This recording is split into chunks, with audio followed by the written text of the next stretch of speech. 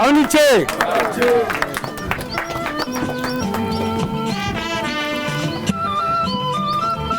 Bismillah, an bɛ de TV Sherifila Jabarani filɛbagaw Mali kɔnɔ ani Mali kɔ kan an bɛ foli ani waleɲuman dɔw ko kɛ ka ɲɛsin aw ma k'aw ladɔnniya k'a fɔ ko ni an ka jɛmukan kɛnɛ sigilen jɛmukan min n'an b'a wele ko Ciwara n'a bɛ sɛnɛkɛlaw baganmaralaw mɔnikɛlaw jiriturulaw bololabaarakɛlaw a bɛ wele bila nin bɛɛ lajɛlen ma alhamdulilayi bi jɛmukan Ciwara hukumu kɔnɔna na an kɛlen bɛ ka wele bila Mali sɛmaralaw kɛrɛnkɛrɛnnenya sɛ min n'an b'a wele ko wasasɛ n b'a fɛ aw ka tɛgɛrɛ ba fɔ ka wasasɛ bisimila. Wasasɛ association Ayiwa wasasɛ a ɲɛmaaba n'o ye Sinɛ Dunbiya ale b'an bolokɔrɔ. Sinɛ isalamu alaikum. Wa alaikum salam warahmatullahi. Somɔgɔw bɛ di? Baasi foyi t'u la. I ka kɛnɛ? Baasi foyi t'an na. I ni ce i nana. Baasi t'an yɛrɛ la. Ala ka dɛmɛ kɛ. Amina yarabi. Merci. An ka maa welelen filanan o ye Maisal ye. Maisal isalamu alaikum. Wa alaikum salam warahmatullahi. Somɔgɔw bɛ di? Baasi tɛ alhamdulillah. Aba. Aba. A ni ce. Aba. Wasasɛ ka kɛnɛ? Baasi foyi tɛ alhamdulillah. Ala ka dɛmɛ kɛ. Amina yarabi. An ka maa sabanan o ye Samu Yanoke. Samu i bisimila. Somɔgɔw bɛ di? Baasi foyi tɛ alhamdulillah. Nba. Wa. I ka kɛnɛ? Baasi foyi tɛ alhamdulillah. Wasasɛ bɛ yen? Wasasɛ bɛ yen baasi foyi tɛ. Baasi t'u la? Alhamdulillah baasi foyi tɛ la. Tubaarikala o diyara n ye. Wa i ni ce. An ka maa naaninan o ye musolaka ye Madame Dunbiya Awa Kone i bisimila. Sanga. Somɔgɔw bɛ di? Baasi foyi t'u la. Aw yɛrɛ dun? Baasi t'an yɛrɛ la. I ni ce. I nana an ka wele jaabi a diyara n ye. An b'aw bɛɛ lajɛlen fo k'a yira kanubagaw ani filɛbagaw Mali kɔnɔ ani Mali kɔ kan k'a fɔ ko bi jɛmukan Ciwara hukumu kɔnɔna na ani Mali sɛmaralaw kɛrɛnkɛrɛnnenya sɛ fasugu min bɛ yen n'an b'a wele ko turakar sabula caman b'a la ko dɔ turakar de la ni ko turakar i b'a fɔ ko wasasɛ a ka di aw ka wasasɛ yanni jɛmukan ka daminɛ aw k'a yira maaw la voilà ni de ye wasasɛ oh voilà merci beaucoup. Walasa an tɛna ko bila dagirinda la président i ni ka maaw aw bɛɛ bisimilalen bi Sherifila Jabarani so sanfɛ ka na an k'an da don fɛn min aw ka jɛrɛjɛkuluba n'o ye association wasasɛ a don ɲɔgɔn kɔnɔ o ye Ayiwa président an b'a fɛ i ka association yɛrɛ mun de don a sigira kun jumɛn kama a sigira wagati jumɛn? Bisimila. Kamara. An bɛ foli kɛ Sherifila TV bɛɛ ye a n'a kokɔrɔma donbaga bɛɛ a y'an wele ka na plateau in kan a diyara an ye nin fana ye jamana jɔli ye an bɛ fɛ ka jamana sankɔrɔta ka dun ka fa sabati o hakilina la 2016 an ye groupe WhatsApp dɔ créé donc groupe WhatsApp créélen an bɛ initiative ni hakilinaw di ɲɔgɔn ma sɛbaara la donc an nana t'o la an évoluera ala ka hinɛ an ka cɛkɔrɔba la an yɛrɛ ɲinɛna an kan ka 1 minute de mémoire k'a ye an ka président d'honneur an tanyana mais a ka denbaya bɛ yan donc an ɲinɛna ka 1 minute kɛ mais n'an bɛna bilali kɛ an bɛ 1 minute observer a ye donc an nana hakilinaw sɔrɔ k'an bɛ ka taa sira min kan est ce que an tɛ groupe WhatsApp in kɛ association formelle ka papier ɲini a la wa donc o la vers les années 2019 ka na 2020 na an ye papier introduit vis-à-vis de l'État an y'an ka récépissé sɔrɔ ka Ayiwa créé ni hakilina de nana n'a création ye. Pipi bi na aw lakodɔnnen don Mali kɔnɔ. An lakodɔnnen don Mali kɔnɔ ministère b'an dɔn minnu yɛrɛ ye wasasɛ scientifique ye olu yɛrɛ fana b'an dɔn u bɛ tila ka ekɔlidenw fana bila ka taa an fɛ yen u ka mémoire la an bɛ ekɔlidenw dɛmɛ k'u ka mémoire préparer donc an lakodɔnnen don on est formel an lakodɔnnen don jamana kɔnɔ fan bɛɛ wa Mali yɛrɛ la bi bɛɛ bɛ Ayiwa dɔn wa diɲɛ kɔ kan fɛnɛ Malien de la diaspora u bɛɛ b'a dɔn u camanba de fɛnɛ bɛ tɔn in na n'an sera a ma an bɛ a walawala. Président i ka o jaabili ninnu diyara n ye association ka jɛkulu sigi sɛ mara hukumu kɔnɔ an bɛ se k'a fɔ association ka ca Mali kɔnɔ nka nin y'an siɲɛ fɔlɔ ye an kɔni ka dɔnni na an ka nin na dɔrɔn jɛkulu ɲɔgɔnna ye i y'a jira k'a fɔ jɛkulu in sigira san 2019 waati k'a b'o don na ka na bila bi an bɛ se ka dɔn association in a walankatalen bɛ Mali fan bɛɛ lajɛlen fɛ wa? I ka ɲininkali ɲɛna barika b'a la kojugu effectivement association in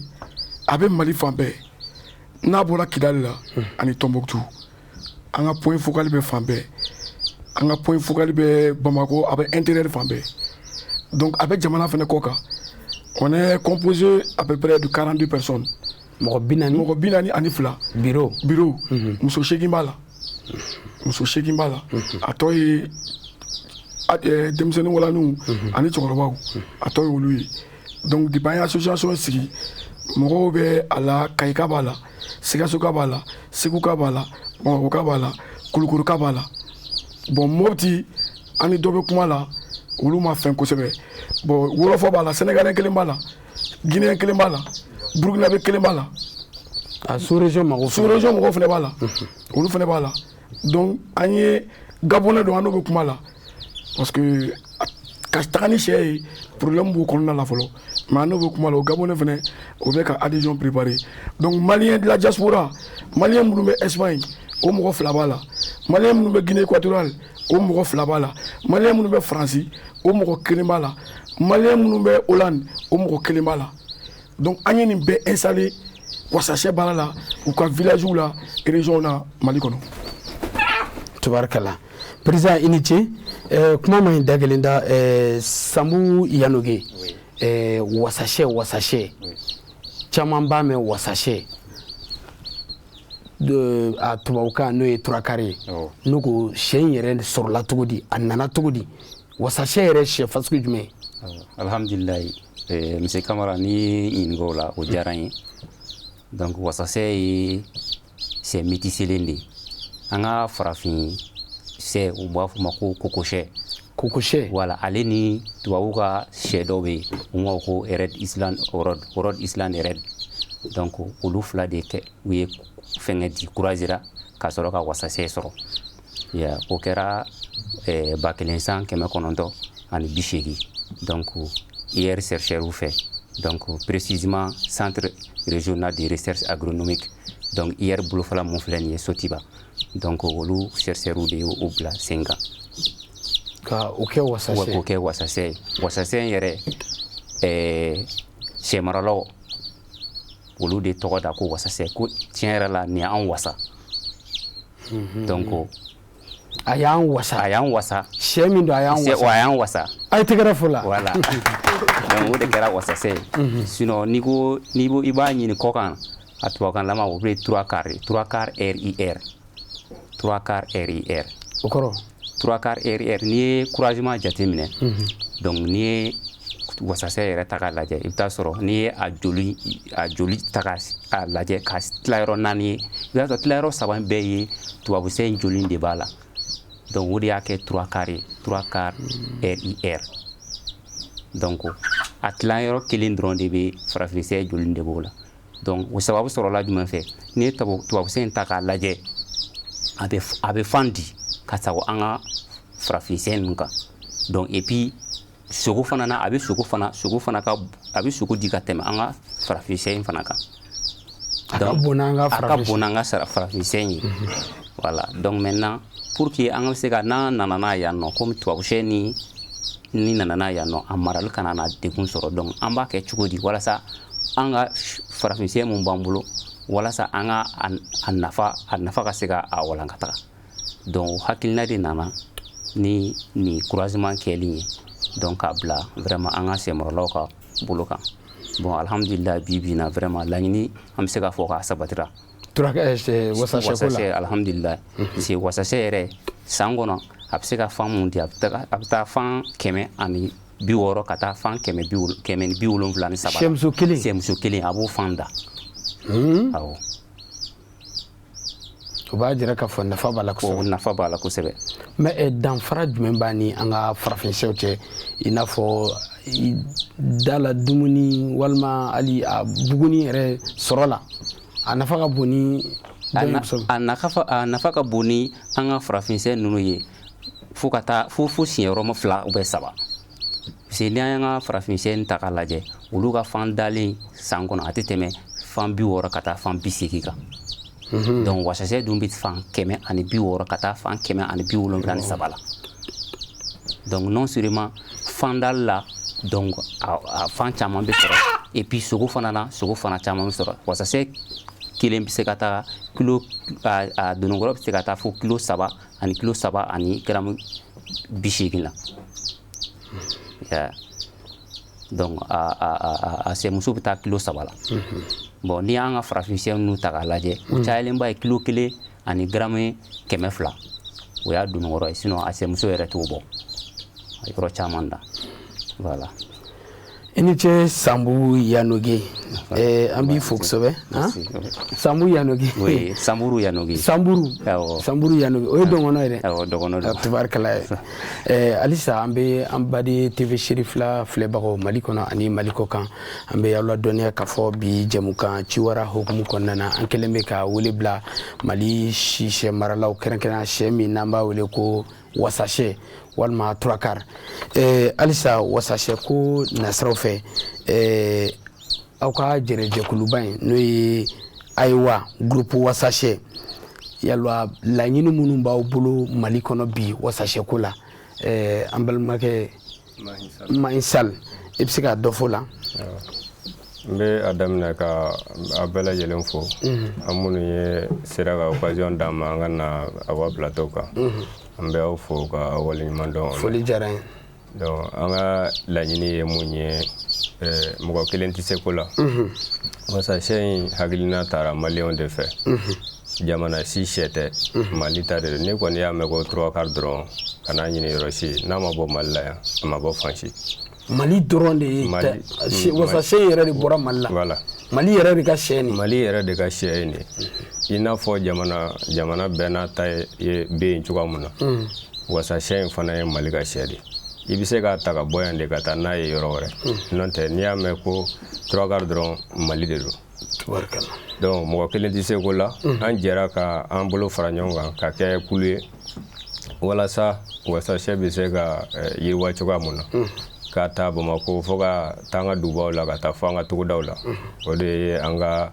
laɲini labelebeleba ye donc ka se ka hali a exporter ka taa n'a ye kɔfɛ parce que jamana wɛrɛ taw bɛ bɔ kɔfɛ ka na an fɛ yan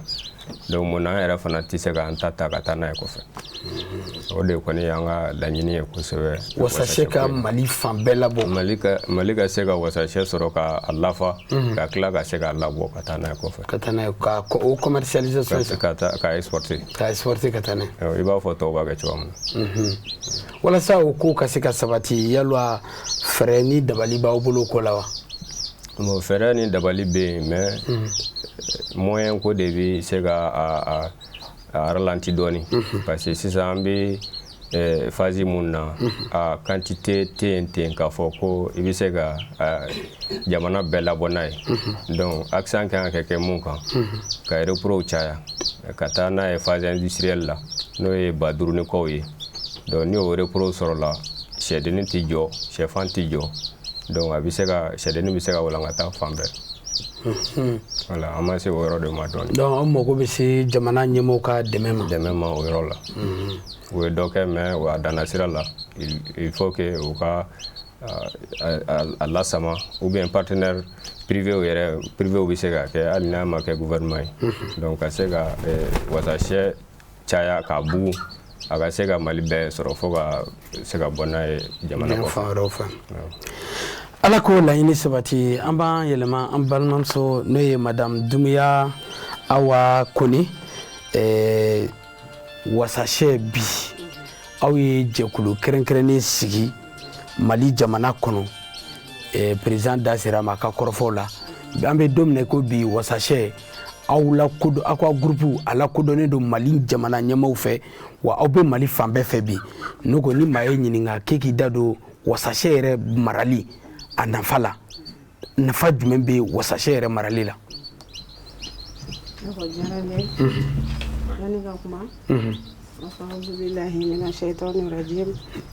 أعوذ بكلمات الله التامة من شر ما خلق الحمد لله والصلاة والسلام على رسول الله أمي دعوة كفلو تبارك الله أنا كراموكي الشيخ عثمان شريف عثمان حيدرة a ka musokɔrɔba ka fatuli la n'o ye an yɛrɛ mɔmuso ye Basi Tan Tarawele an bɛ dugawu kɛ ani silamɛ furu bɛɛ Ala ka hinɛ a la Ala ka yafa ma Ala ka kaburu nɔrɔ Ala ka kaburu fɛrɛ ka a sigiyɔrɔ laban kɛ Jannatul Firdausi an b'o dugawu kɛ ani silamɛ furu bɛɛ ye kira kanu kosɔn bon ni ko n ka dɔ fɔ wasasɛ nafa la ne bɛ se ka dɔ de fɔ a la n'o tɛ wasasɛ a nafa ka ca parce que komi minnu ye n kɔn kuma la olu y'a fɔ cogo min a sɔrɔla cogoya min na olu y'o fɔ ka ban ne tɛna n da don o la mais an ka race locale ninnu n'i y'a ta ka jateminɛ u ka fandata ka suma dɔɔni san kɔnɔ wasasɛ ka fandata ale kundama ka ca ni o ye i b'a fɔ Sanburu y'a fɔ cogo min wasasɛ kelen a bɛ se ka fan 173 da san kɔnɔ bon o ye a musoman ye bon a cɛman fana a sogo ka ca ni an ka race locale sogo ye en matière de poids ale b'o ɲɛ parce que wasasɛ yɛrɛ a bɛ se ka taa jusqu'à 4 kilos sɛ kelen awɔ a dunukɔrɔ kelen a bɛ se ka taa jusqu'à 4 kilos o y'a nafa ye bon wasasɛ fɛnɛ valeur nutritive dɔw bɛ a la mun ka ɲi bunahadamaden yɛrɛ ma voilà notamment les personnes âgées minnu tɛ sogo bilenman ninnu donc voilà donc a nafa ka bon olu ka alimentation na kosɛbɛ ani denmisɛnnin fitininw surtout a fan wasasɛ fan kɔni ni kuma yɛrɛ diyara n da an b'a fɔ fura don voilà ani fɛnɛ a marali b'a to emploi bɛ créer pour ka taux de chômage ka réduit b'a fɔ ka dɔ bɔ baarakɛbaliya la i b'a fɔ an fɛn fɛn filɛ ni ferme b'an bolo mɔgɔw de fana bɛ an bolo aw kɛlen bɛ ka mɔgɔ wɛrɛw ta ka fara voilà ka fara an yɛrɛ kan an fana bɛ minnu sara hali n'a dan'o ma o y'a nafa dɔ ye o ye belebeleba ye voilà donc à ce niveau a bɛ dɔ bɔ chômage taux la donc ne bɛ se ka min fɔ a la a nafa la o y'o ye k'a tɔ to yen fɔlɔ tubarikala a ye tɛgɛrɛ fɔ ale kun sabula a ka gɛlɛn Thérèse nana mɔgɔw b'a fɔ sɛ mara ko cɛw ka baara don nka bi alhamdulillah an ɲɛ b'a la k'a fɔ ayiwa jamakulu cɛla an balakaw ka cɛw la aw tɛgɛrɛnin fɔ an balakaw kun kosɛbɛ hali bi an b'aw ladɔnniya k'a fɔ ko jamukan ci wara hukumu kɔnɔna na an kɛlen bɛ ka wele bila fɛn min ye Mali sɛ maralaw n'o ye association wasasɛ maaw ye président Sinɛ Dunbiya n'a ka jamajɛkulu an kɛlen bɛ k'u bisimila bi an ka jamukan hukumu kɔnɔna na Sinɛ wasasɛ an b'a da sira ma sisan an balimamuso n'o ye madame Dunbiya ye sɔrɔ nasira fɛ rentabilité a nafa jumɛn bɛ se jamana yɛrɛ sɔrɔ ma wasasɛ sa an balimamuso bɔra ka min fɔ sisan wasasɛ ne yɛrɛ ye a daminɛ il y a 9 ans et demi san 9 ani tila ne bɛ wasasɛ baara la ne ye wasasɛ mankutu de mɛn ka taga n sigi IR la Yirisuma la an ka ɲininikɛyɔrɔ la ka taa n sigi gardien kɔrɔ yen k'a ye wasasɛ kelen a musoman kelen n'a b'i bolo i bɛ se ka 35,000 sɔrɔ a musoman kelen na san kɔnɔ 35,000 kelen i k'a ka dépenses bɛɛ bɔ a la k'a ka fɛnw bɛɛ bɔ a la 25,000 bɛ to i bolo tɔnɔ la ne y'o ye ne ye n k'a kan o ye den kelen dɔrɔn ye ne y'o expérience ta n ye k'a kan n ye plus de 3 mois kɛ n bɛ taa IR la n bɛ taa n sigi gardien fɛ scientifique fana n bɛ baro k'u fɛ n b'u questionner mɔgɔ man kalan maîtrise tɛ n na maa si tɛ n ka maîtrise ye wasasɛ la ayi a ye tɛgɛrɛ fɔ la maa si tɛ n ka maîtrise ye dɔw yɛrɛ y'a kanu n y'a ɲɛguwan de k'a kɔnɔ i y'a kanu k'a ɲɛɲini ka ɲɛguwan k'a kɔnɔ ka sɛgɛn k'a kɔnɔ ka kalo 4 ni tile 10 kɛ ni sɛw bɛ si 4 mois et 10 jours ni sɛw bɛ si n b'a ɲɛɲini n ye so bila samedi fɛ n bɛ na so n y'a ɲɛɲini fo k'a ɲɛ sɔrɔ n y'a ɲɛ sɔrɔ waati min na o nana ni groupe kelen ye de donc wasasɛ ni y'a fɔ cogo min na a nafa tɛ fɔ iyɛri kun bɛ sɛdenni 3,000 de bɔ chaque mercredi dɔgɔkun o dɔgɔkun sɛdenni 3,000 mais fɛn min don mɔgɔ kana don a la ka sɔrɔ i t'a ɲɛdɔn diɲɛ baara bɛɛ y'o ye yanni ka don a la i b'a ɲɛɲini k'a kɛ dɔɔni ka taga parce que n'i y'ale ta ale ni tubabusɛ tɔw tɛ kelen ye parce que a bɔra tubabusɛ la mais tubabusɛ tɔw bɔra tubabusɛ yɛrɛ de la u ka caractéristique b'u dan ma mais ale ka caractéristique farafinya dɔɔni b'o la an ka poulet local dɔɔni b'o la donc n'i y'ale ta fo ka taa se kalo 2 ni tile 15 ma gɛlɛya don i bolo n'i t'a ɲɛdɔn parce que a komisɛnni ka ca f'i k'a kanu n'i y'a kanu n'i ye 20 don a la a bɛ 60 d'i ma n'i y'a kanu n'i ye 20 don a la a bɛ 60 d'i ma donc wasasɛ an ye mɔgɔ labɔ Espagne an ka association k'a bɔ Espagne maliyɛn ka na n'a ye ka n'a sigi ka sujet sɛdenni 3,000 ani 150 a y'a san ka taa installer ka ferme na Baginda a bɛ cogo min na bi a b'a dɔn a ma taa Espagne a ma taa bilen k'a tɛ taa bilen wa mɔgɔ wɛrɛw fana ka wari b'an bolo u ka sɛw b'an bolo u bɛ na février u bɛ n'u ka sɛ ta 2 mois et demi u bɛ t'u installer Kayi donc an ye ci bila état ma parce que an ye nin parcours bɛɛ kɛ IER bolo jiginna dɔɔni parce que état tɛ ka subvention alimentaire di IER ma régime minnu tɛmɛna IER tɛ ka subvention alimentaire sɔrɔ bon anw minnu y'a kɛ de façon particulière an yɛrɛ ye kɛnyɛrɛye baara la anw de bɛ ka dɛmɛ don IER ma sisan ka repro caya repro ye mun ye sɛ minnu bɛ yen n'u bɛ fan da n'u den fana bɛ tɔrɔ mansin na ka tila o den fana bɛ tila ka élever ka fan da wasasɛ problème de y'o ye sisan ni repro cayara wasasɛ bɛ se ka taa feere sugu la parce que émission bɛ kɛ kuma bɛɛ ko fagali tigɛra an ka farafinsɛ la bon n'i ye fagali tugu nin na sisan dɔrɔn a si bɛ tunu parce que a tɛ se ka tunu pe parce que a susi bɛ IER la donc n'a ko k'a bɛ tunu dɔrɔn u bɛ dɔ bɔ donc a bɛ kɛ an bɛ segin an kɔ tuguni donc wasasɛ n bɛ exemple kelen d'i ma pour que i k'a dɔn wasasɛ ye fɛn min ye a bɛ min ɲɛ jamana kɔnɔ ni an ye partenaire sɔrɔ ni jamana y'anw dɛmɛ laɲini minnu b'anw bolo k'a kɛ on a un slogan ala ye diɲɛ don o don da maliyɛn kelen ka wasasɛ kelen sɔrɔ k'a dun un malien un wasasɛ un malien un wasasɛ chaque jour que Dieu fait malien kelen o de y'an ka laɲini ye wasasɛ kelen c'est pour te dire que diɲɛ don o don o de y'an ka laɲini ye tubarikala c'est à dire que 2020 an ye wasasɛ 1000 poussin 1000 ani 500 an y'o de feere Bamakɔ kɔnɔ yan région t'o la 2020 tout près parce que an ye statistique kɛ comme 2021 an bɛna assemblée générale kɛ pour que k'o fana statistique dégager an ye wasasɛ bila ka taa Laginɛ 2000 et quelques an y'o bila ka taa Laginɛ an y'a bila ka taa Sénégal alvéole kɛmɛ an y'o de bila ka taa Gabon alors que alvéole ye 1000 de y'an fɛ yan mais c'est pas normal an yɛrɛ ka fɛn mun b'a gɛlɛya parce que est ce que a bɛ labɔ a tɛ ka kɛ parce que a tɛ ka kɛ mɔgɔ fɔlɔ minnu y'a kɛli daminɛ a ye problème solu ma parce que olu t'a ɲɛdɔn n'i ye fɛn ye dɔrɔn ko nafa b'a la dɔrɔn ka don a la i t'a ɲɛdɔn problème bɛ ɲɛfɛ c'est pourquoi an ye association créer ka mɔgɔw former ka mɔgɔw sensibiliser ka mɔgɔw lafaamuya ka suivi kɛ mɔgɔw ye k'u don wasasɛ baara in na i bɛ exemple kelen na ye donnikɔrɔ 50 wasasɛ muso donnikɔrɔ 50 sɛmuso 50 donnikɔrɔ 10 n'i y'a don qui va a ɲɛdɔnbaga 18 mois tu as 3 400 000 francs de bénéfices après toute dépense segin nin yɔrɔnin kan i ko sɛmuso 50 sisan an ka taa président misali la ne b'a fɛ sa ka don wasasɛ mara la n b'a daminɛ démarrage par exemple n kan ka sɛmuso joli ɲini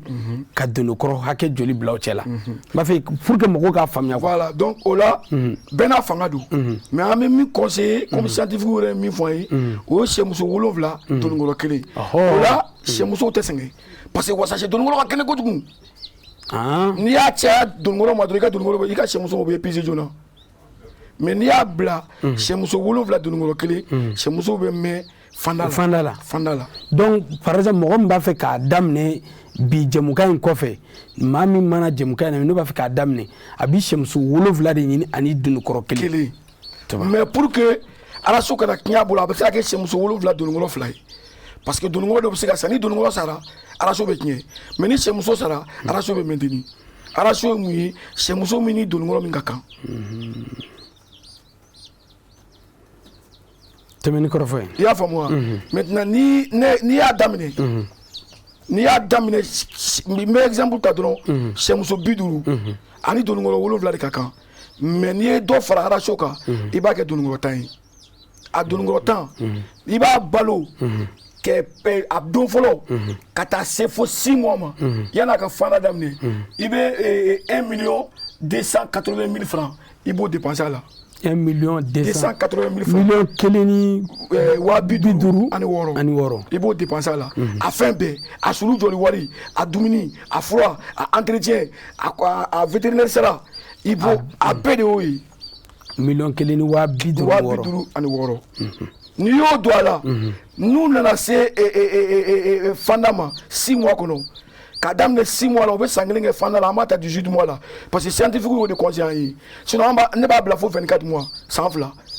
mais scientifique ko k'a dan 18 mois ma. ni sɛmuso min sɔrɔ i b'o labɔ. awɔ n'i ye sɛmuso min sɔrɔ yanni n ka sɛmuso labɔ n bɛ dɔ préparer ni dɔ bɔ kuma sera n'o tɔ tora 4 mois ye n bɛ dɔ dun maintenant n'i y'o dun n'i y'o dépense ko la n'o ye 6 mois sɔrɔ ka fanda daminɛ ka san kelen kɛ fanda la dépense bɔra la i bɛ 3 ani 80,000 ani 80,000 de sɔrɔ. Difficile la wa sachez n'i b'a ɲɛdɔn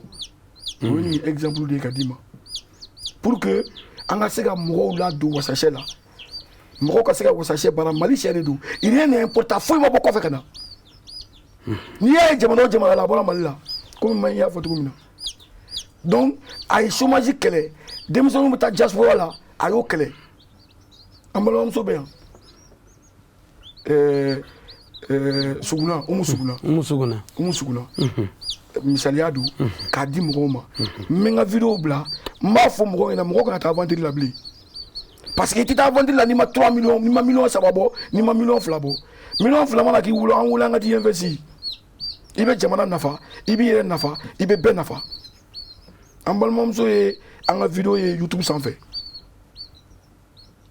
a ye n wele fɔlɔ a ma sɔrɔ filanan a ye n wele a ye n sɔrɔ ko wasacɛ mɔgɔ don n ko don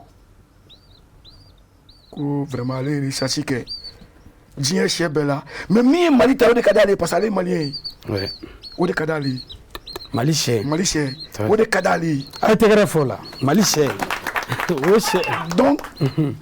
ko tɔn de b'anw bolo anw tɛ se ka mɔgɔ bilasira ten n'i ma don an ka tɔn na a tɛ n dɔn n ma dɔn a ma deli ka ɲɛ n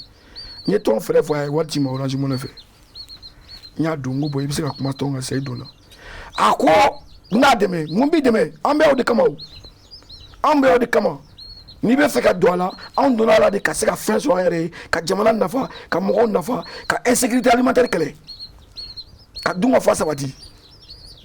sɔrɔ ni yiriwa ka ɲɛ ka dun ka fa sabati sinon an ka papiers dafalen don an bɛ subvention alimentaire sɔrɔ chambre régionale d'agriculture fait. C'est une entreprise avicole. On a tous les documents. Donc, à deux, on devait faire qu'à tout là. Si la fait au mandat. Moi, idée, on voulait, on y gagne. Ayi, on voulait ni deux, on mana ni wari mun bula yam ne ka dossier là. Tubarka. Daga bala dinga resi level. Dinga kelen sigilen fɛ denkɛ 3 don a ye aventure taga dabila an bɛ yɔrɔ min na bi ale ko ba k'i sen bɔ sɛ baara la ko ba k'i sen bɔ a la ba min kɛra sababu ɲuman ye ko k'i sen bɔ a la donc c'est pour vous dire que an bɛ mɔgɔw wele minnu bɛ kɔfɛ u ka na wari b'u bolo baara kɛcogoya tɛ yen mais an minnu bɛ yan an bɛ dɛmɛ de ɲini an bɛ dɛmɛ de ɲini donc n bɛ ɲɔngirili kɛ yan fɔlɔ inchallah a ye tɛgɛrɛ fɔ président président kuma yɛlɛ kosɛbɛ voilà an ka cɛkɔrɔba ka kɔrɔfɔ ko l'élevage du wasacɛ wasa dan don o bɛ dan siri bi jamukan na ani ayiwa cɛdenw a cɛ ani muso denmisɛn ani mabakɔrɔ o de kɛra nin ye an baden TV seri fila filɛbagaw Mali kɔnɔ ani Mali kɔ kan aw ni ce aw ka ɲamadali fɛ aw kan bɛn ni Ala sɔnna jɛmukan nata kɛnɛ kan wassalam. Merci.